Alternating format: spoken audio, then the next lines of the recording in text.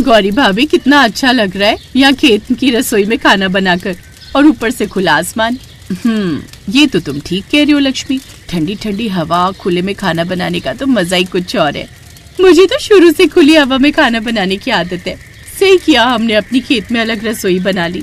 ऐसे ही तीनों बहुएं अपनी खेत की रसोई में बैठकर एक दूसरे से बातें करते हुए खाना बना रही थी। आखिरकार क्या वजह थी जो ये तीनों बहुएं घर में इतनी बड़ी रसोई होते हुए भी खेत में रसोई बनाकर खाना बना रही थी? आइए ये जानने के लिए हमें इस कहानी में थोड़ा पीछे जाना पड़ेगा। रामगढ़ नाम का एक गांव था जिसमें भारती अपने परिवार के साथ एक छोटे से कमरे में रहती थी और भारती की 3 बेटियां थी। भारती का पति मेहनत मजदूरी करके अपने परिवार को चलाता था। कमरे में जगह कम होने के कारण भारती की रसोई आंगन में थी जिस पर उसकी तीनों बेटियां खाना बनाती थी। कुछ टाइम बाद शादी रतनपुर गांव में रहने वाली कमला के तीनों बेटों के साथ कर देती है और शादी के 1 हफ्ते बाद कमला की तीनों बहुएं कमला से कहती हैं, माँ जी मुझसे नहीं बनता इस बंद रसोई में खाना, मेरा तो दम घुटता है। माँ जी गौरी ठीक कह रही है, उस रसोई में मुझसे भी खड़े होकर खाना नहीं बनता है। माँ जी हम तो अपनी खेत में अलग रसोई बनाएंगे, एकदम खुली हुई, जाना खड़ा होना पड़े ना गर्मी के मारे दम घुटे। पर बहू मैंने वो इतनी बड़ी रसोई किसके लिए बनवाई है, मेरी बात तो सुनो। कमला के बिना बात सुने ही तीनों बहुएं पास के ही खेत में अपने गैस सिलेंडर ले जाकर रख लेती हैं और सारे मसाले के डिब्बे और जरूरत की सारी चीजें, फिर जाकर खेत की रसोई में खाना बनाने लगती हैं। तभी अंदर बैठे कमला के तीनों बेटे और कमला और उसका पति खाने का इंतजार कर रहे थे। अरे और कितना समय लगेगा बहू को खाना लाने में, लगता है आज पेट में भूख के मारे कूद रहे चूहे भी मर जाएंगे। अजी बस लाती ही होंगी। इतने में लता सबसे पहली थाली लगाकर हरिराम को देती है। उसमें 2 पूरी और आलू की सब्जी रखकर अपने ससुर को खाने के लिए देती है। फिर लता दूसरी थाली लेने के लिए जा ही रही होती है कि तभी ससुर पीछे से आवाज मारता है, अरे पूरियां तो खत्म हो गई, जल्दी से और बनाकर लाओ। जी जी पिताजी अभी लेकर आई, 2 मिनट। तभी लता भागती हुई जाती है और फिर से 2 पूरी प्लेट में रखकर लेकर आती है और फूली हुई 2 पूरी अपने ससुर की प्लेट में रख देती है। ऐसे लता के अंदर बाहर के 10 चक्कर लग जाते हैं जिस कारण लता की बुरी तरह से ऊपर नीचे सांसें चलने लगती हैं। ऐसे ही धीरे धीरे 10 दिन गुजर जाते हैं। फिर एक दिन तीनों बहुएं खेत में बैठकर नाश्ता बना रही थी और सब अंदर नाश्ते के लिए बैठे होते हैं। इतने में कमला की बहू लक्ष्मी हाथ में चाय की ट्रे लेकर आती है तो गौरी पकौड़ों की प्लेट लेकर आती है और सबकी प्लेट में पकौड़े परोसती है। ये क्या है? ये चाय है जो एकदम ठंडी है, और ये पकौड़े भी सारे ठंडे पड़े। तभी गौरी और लक्ष्मी कहती हैं, जी हमने तो एकदम गरम गरम ही बनाए थे, लेकिन यहाँ तक पकौड़े लाते लाते ही ठंडे हो गए, तो इसमें हमारी क्या गलती है? अरे तुम्हें आखिर कहा किसने खेत में रसोई बनाकर खाना बनाने के लिए? तभी पीछे से लता आ जाती है और रोहन को ये कहते हुए सुन लेती है और उससे कहती है, अजी हमको शुरू से ही खुले में खाना बनाने की आदत है और हमसे इस रसोई में खड़े होकर खाना नहीं बनता है, इसलिए हम तीनों देवरानी जेठानी खेत में जाकर खाना बनाते हैं। अरे तो इसमें तुम खड़ी होकर बहस क्यों कर रही हो, जाकर रसोई में चाय गरम करके लाओ। माँ जी शायद आप भूल गई हैं, रसोई में गैस चूल्हा कुछ नहीं है, हम सब खेत में ले गए हैं।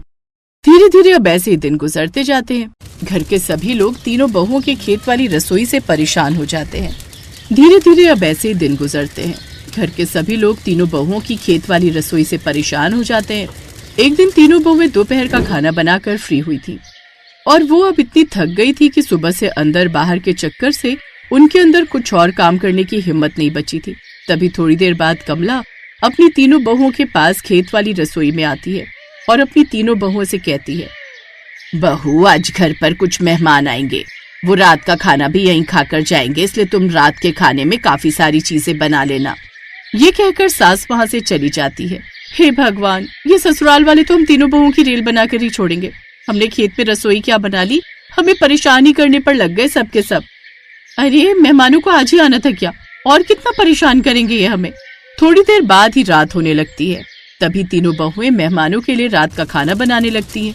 अचानक जोरदार तेज आंधी आने लगती है और चारों तरफ धूल उड़ने लगती है, साथ ही नीचे गिरे पड़े सारे पत्ते भी उड़ने लगते हैं। तभी लता अपनी देवरानी से कहती है, लक्ष्मी जल्दी से सारा खाना ढक दो, नहीं तो सारे खाने में मिट्टी उड़कर चली जाएगी।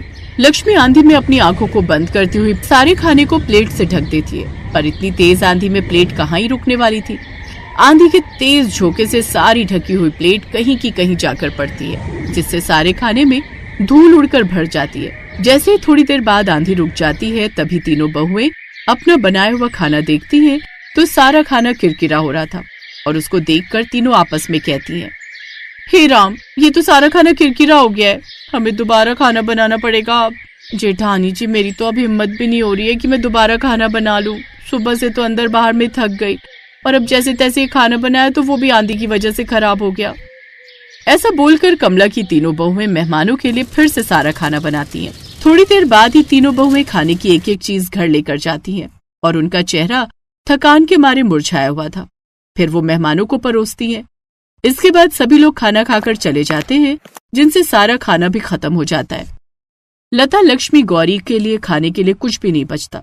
तभी कमला कहती है, अरे तुम तीनों के लिए तो खाना ही नहीं बचा है, अब फिर से तुम तीनों को अपनी खेत वाली रसोई में जाना पड़ेगा। तभी तीनों बहुएं एकदम से कहती हैं, अरे हमारे बस की नहीं है अब और खाना बनाना, हम तो भूखे ही सो जाएंगे। और नहीं तो क्या, सुबह से चक्कर लगाते लगाते पैरों में सूजन भी आ गई है। अरे तो हमने थोड़ी कहा था कि तुम खेत में जाकर खाना बनाओ, घर में अच्छी खासी रसोई है उसमें बनाओ, फिर खुद भी आराम से खाओ और हमें भी आराम से खाने दो, जिससे तुम्हें भी कोई परेशानी नहीं होगी।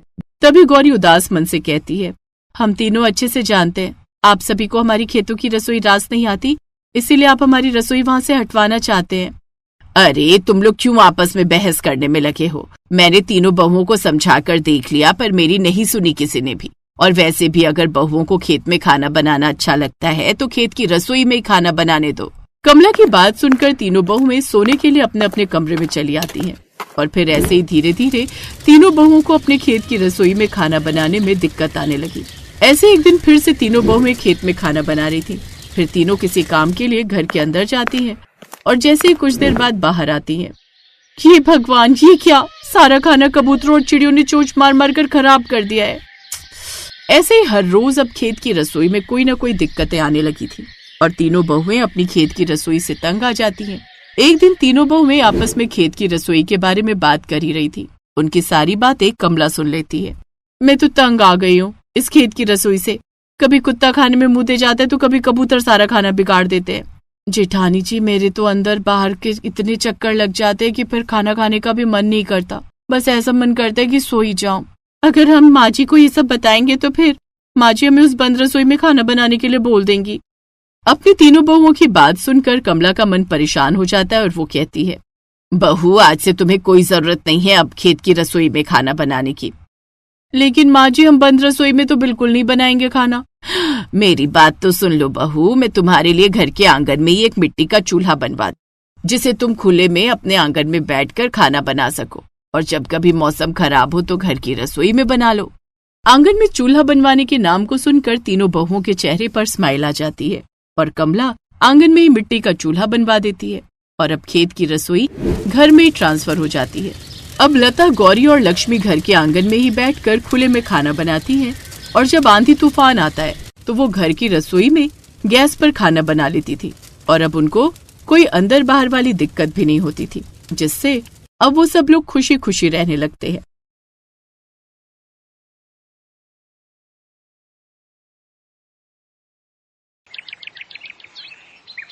अदिति, अरे ओ अदिति, आजा बेटा, मैंने आटा गूंथ दिया है, तू जल्दी से रोटियां सेक ले, तेरे पापा आते ही होंगे ऑफिस से। क्या माँ, मैं आटा गूंथ देती ना, हर रोज रोटियां ही क्यों बनवाती हो मुझसे? ताकि ससुराल जाकर तू नाक ना कटाए हमारी। आटा तो तू बढ़िया गूंथ लेती है, लेकिन रोटियां अब तक गोल नहीं बनती तुझसे। अब रोज बनाएगी तभी तो तेरा हाथ बैठेगा ना बेटा। उफ, बाप रे बाप, रसोई तो उबल रही है माँ, ऊपर से गैस के पास खड़े होकर कितनी सारी रोटियां बनानी है। कितनी सारी? 4 तेरे पापा की, 3 मेरी और 2 तेरी, बस 9 रोटियां ही तो सेकनी है। तो 9 रोटियां क्या कम होती है? अब ना बाबा ना, अभी 2 दिन पहले ही तो मैंने अपना फेशियल करवाया है, अब इतनी गर्मी में गैस के पास खड़ी रहूंगी तो पिंपल आ जाएंगे चेहरे पर। हे मेरे भगवान, ये आजकल की लड़कियों के कितने नाटक हैं, जरा हमसे पूछो। तुम्हारी उम्र में चूल्हे पर एक टाइम की 40-50 रोटियां बनाई है मैंने, जब ससुराल में पूरा परिवार साथ रहता था। हाँ तो आपका ससुराल भी तो कितनी बढ़िया जगह था, मस्त पहाड़ों के बीच, जहाँ कभी गर्मी पड़ती नहीं ऊपर से स्नोफॉल के मजे अलग से। आहा, कितना मजा आता होगा ना। तुझे ऐसा लगता है तो ठीक है, कल ही तेरी मासी से बात करती हूँ कि वहीं पहाड़ों पर ही ढूंढ ले तेरी ससुराल। अब सच माँ, ये तो एकदम धांसू आइडिया है, लेकिन ये मेरे दिमाग में पहले क्यों नहीं आया। ठीक है, तो फिर तेरा आप आज के आज मासी से बात करो और उनसे बोलो कि ससुराल कैसा भी चलेगा, लेकिन मेन शर्त यह है कि लड़का वहीं का रहने वाला हो और उसका घर एकदम पीक पर, मतलब कि ऊंचाई पर होना चाहिए, जहाँ जमकर स्नोफॉल होती हो। वाओ, कितना बढ़िया हो जाएगा फिर तो। स्नोफॉल देखने के लिए न छुट्टी लेने की जरूरत और न इस गर्मी से जूझने की टेंशन। चलो माँ, अब आप रोटियां बनाओ, मैं तब तक ये डिसाइड करती हूँ कि शादी के बाद अपनी रिसेप्शन पर मैं क्या पहनूंगी। ये कहकर अदिति हंसते हुए अपने कमरे में चली गई। क्या होगा इस लड़की का, एकदम बावली है। चलो अब रोटियां तो मुझे ही बनानी पड़ेगी। मैडम तो गई अपने पहाड़ी ससुराल के सपने बुनने। अरे कौन जा रहा है ससुराल, तुम या मैं? कम से कम ये तो बता दो। अजी मेरा कोई मन नहीं है, ना अपने ससुराल जाने का और ना ही आपको कहीं भेजने का। वो तो आपकी लाडली है जिसे अब नया फितूर चढ़ा है, कहती है शादी करेगी तो किसी पहाड़ी लड़के से। अब बताओ, ऊंचे पहाड़ पर ससुराल चाहिए इसे। अब आप ही समझाइए इसे कि कितनी दिक्कतें होती है पहाड़ पर, जिनसे हार कर हम यहाँ आ बसे। हमारा वक्त अलग था विभा, लेकिन अब पहाड़ों पर भी काफी तरक्की हो गई है। पहले से बहुत बदल गया है पहाड़ी जीवन। अरे कितना भी बदल गया हो, लेकिन यहाँ जितनी सुविधाएं तो नहीं है ना वहां पर अभी भी। और ये आपके विचार अचानक से कैसे बदल गए? आपके कहने पर ही तो हम अपनी जॉइंट फैमिली छोड़कर यहाँ दिल्ली आए थे। दिल्ली आना हमारी जरूरत भी थी और मजबूरी भी। मुझे यहाँ अच्छी सैलरी ऑफर हो गई थी और तुम वहां परेशान भी थी। और सच कहूं तो ऐसा संयोग भी बन रहा है कि शायद अदिति का ससुराल पहाड़ों पर ही हो जाए। हैं? अब साफ साफ कहिए ना, क्या बात है? आज लंच के वक्त तिवारी जी से काफी देर बातें हो गई। बातों बातों में अदिति के लिए एक रिश्ता बताने लगे। उनकी रिश्तेदारी में ही है। लड़का सरकारी क्लर्क है, कश्मीर में, एकदम पहाड़ों के बीचों बीच घर लिया है। परिवार भी ज्यादा बड़ा नहीं है, माँ बाप और बस एक बेटा और बेटी। बेटे गिरीश से अपनी अदिति की शादी हो जाएगी और बेटी सुनीता की तो पहले ही शादी हो चुकी है। परिवार तो बढ़िया है, लेकिन कश्मीर, इतनी दूर अदिति को कैसे भेजेंगे जी? तुम चिंता मत करो विभा, ये भगवान का बनाया संयोग ही है कि अदिति को भी पहाड़ों में ससुराल पाने की इच्छा तब हुई जब उसके लिए ये रिश्ता आया। अब ज्यादा मत सोचो और जाकर उससे बात करो। विभा ने जाकर अदिति से बात की और कश्मीर का नाम सुनते ही अदिति ने हाँ कहने में 1 मिनट भी नहीं लगाया। अरे माँ, इसमें सोचने जैसा क्या है? कश्मीर में होगी मेरी ससुराल। आहा, सुनने में कितना अच्छा लग रहा है। आप तो फौरन हाँ कर दो। एक बार ठंडे दिमाग से सोच ले बेटा, मैं पहाड़ों पर रही हूँ, मुझे मालूम है कि कितनी दिक्कतें होती हैं वहां पर। पहाड़ी जगह पर 2-4 दिन घूमकर आने में और पूरी जिंदगी बिताने में बहुत फर्क होता है। ओहो माँ, पापा सही बोलते हैं, आप ना कुछ ज्यादा ही डीप चली जाती हो हर मामले में। मैं बोल रही हूँ ना आपको, आप इस रिश्ते के लिए हाँ कह दो, इससे पहले कि उन्हें कोई और पसंद आ जाए। अरे पर एक बार लड़के की फोटो तो मंगवा ले। उसकी भी कोई जरूरत नहीं है माँ, पापा ने देखा तो है ना फोटो। अगर उन्हें पसंद है तो मुझे भी पसंद है। और वैसे भी कश्मीर की खूबसूरत वादियों में हमेशा के लिए रहने को मिल जाए, इससे बढ़कर और क्या चाहिए मुझे। अदिति अपनी शादी और ससुराल को लेकर काफी एक्साइटेड थी। फिर कुछ ही महीनों के बाद गिरीश और अदिति की शादी हो गई और अदिति खुशी खुशी अपने ससुराल यानी कि कश्मीर आ गई। लेकिन फिर, अरे अदिति जाओ बेटा, सबके लिए गरम कहवा बना लाओ। अब मम्मी जी, पर अभी 1 घंटे पहले ही तो सबने एक साथ कॉफी पी थी। ये कश्मीर है बेटा, तुम्हारी दिल्ली नहीं। यहाँ की सर्दी से बचना है तो थोड़ी थोड़ी देर में कुछ गरम पीते रहना पड़ता है। पहले कॉफी पी थी, अब कहवा बना लो। फिर कुछ देर बाद सबके लिए बढ़िया अदरक वाली चाय बना लेना, ठीक है?